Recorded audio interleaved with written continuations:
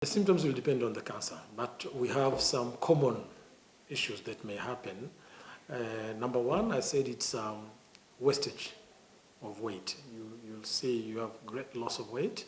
It's not only in cancer. You may have diabetes and you'll get body wastage. You'll be very thin. But it's also one of the signs of cancer. If somebody was as big as you are and all of a sudden he moves from 90 kgs to 60 kgs, then there is a probability that he's suffering from a cancer. But secondly, as I said, it's tiredness, general body tiredness. You feel weak all the time. Then loss of energy. Okay? Those are the general things which may happen in any cancer. But then other symptoms will depend on what cancer you are suffering from. If you're a man, you're suffering from a prostate cancer, you'll start seeing urinary symptoms. You micturate frequently. Sometimes you fail to micturate. Sometimes you have post-void dribbling. You have already voided, but you find soiling your underpants. Sometimes you'll find the urine comes out uncontrollably and things of the kind. If you're suffering from a cervical cancer, which is the commonest cancer in Tanzania, you'll find an abnormal bleeding for the women. So they do have their periods. The bleeding will be about 3 to 5 days. Now you keep on bleeding the whole month, 2 months, 3 months. That is a big sign that you are probably suffering from a cervical cancer.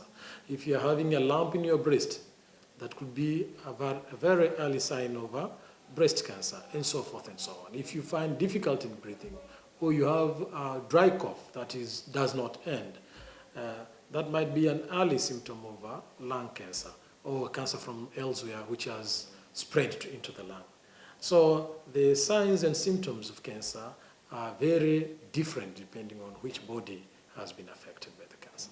The situation of cancer in Tanzania is still bad. Actually, the burden of cancer is increasing globally. If you look at the global data of 2020, we are getting about 40,060 cases, new cancer cases every year. But unfortunately, if you count all the people who are showing up as new cancer patients in all cancer treatment centers in Tanzania, they account for about only a third of the total number of the new cases that are happening in Tanzania every year. So the situation is not very good.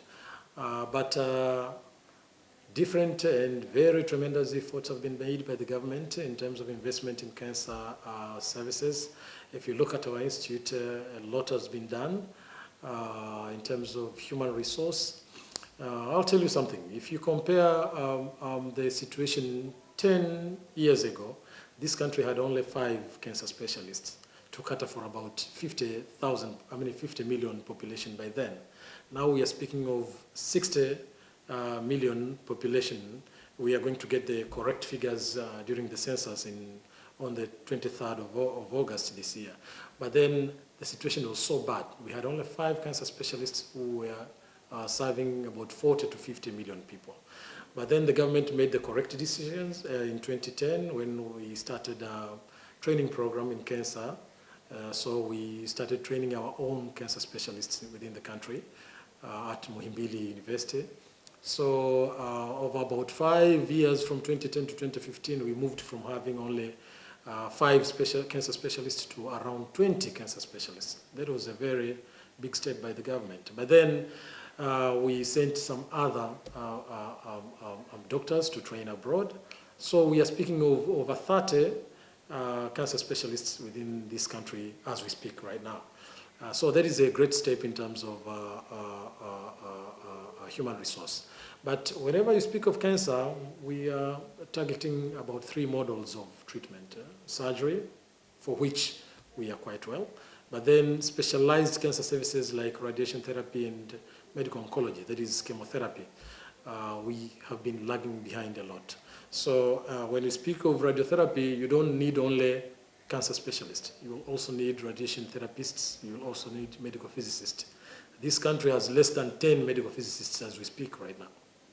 And this country is now enjoying the services of more than around 40 or 50 radiation therapists, from around 8 radiation therapists 10 years ago. So we have moved a lot in terms of human resource for cancer specialists and radiation therapists. We are now making an effort to start a training program in medical physics because it's a global issue. Even if you look at neighboring countries and in Africa in general, we don't have enough human resource for health, leave alone for cancer.